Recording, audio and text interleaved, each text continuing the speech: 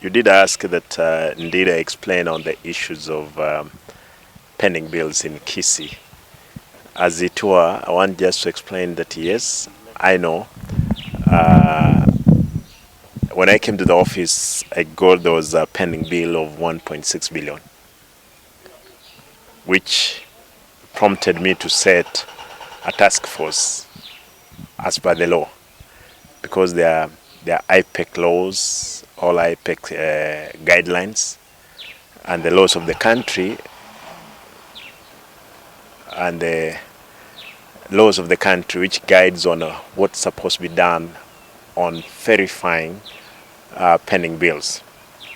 I want to point out of the 1.6 billion pending bill that I got in office, after I set up the pending bill task force, it came out with only eligible of 231 million. Therefore, showing that the around 4 billion were fictitious claims, some cannot be paid. Most of those claims, some were duplicate of what had already been paid.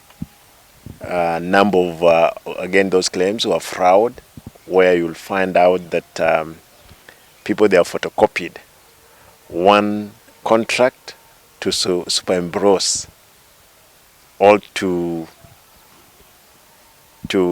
what do you call it? Where you photocopy and transfer the payment bit of what is supposed to be paid, and these are things which were paid in many years back.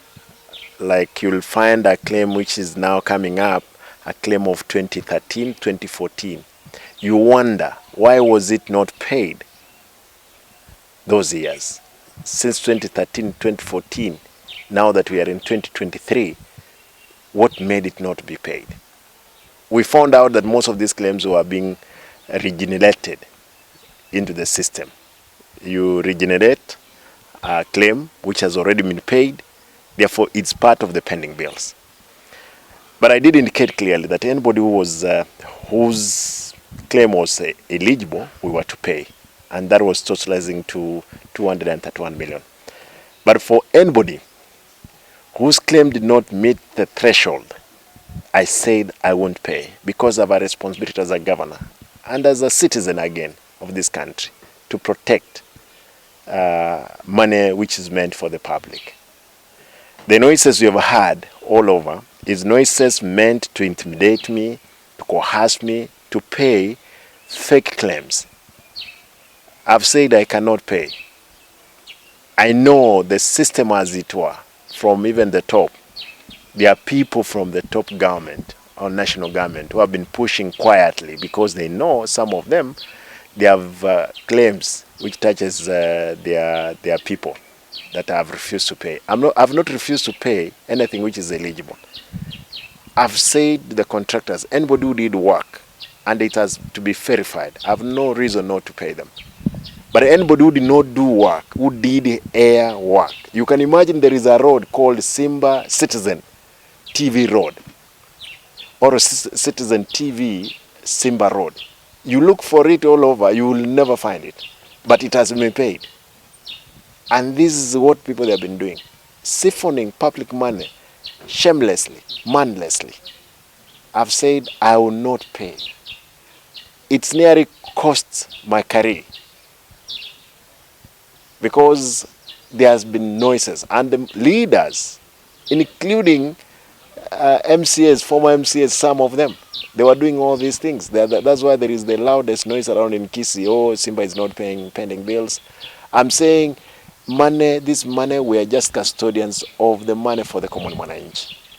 We cannot pay what is not payable. That's what I've said.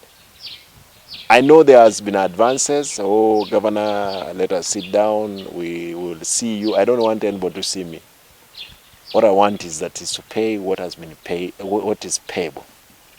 Second, we need to have political goodwill for us to win the war against corruption, as it were.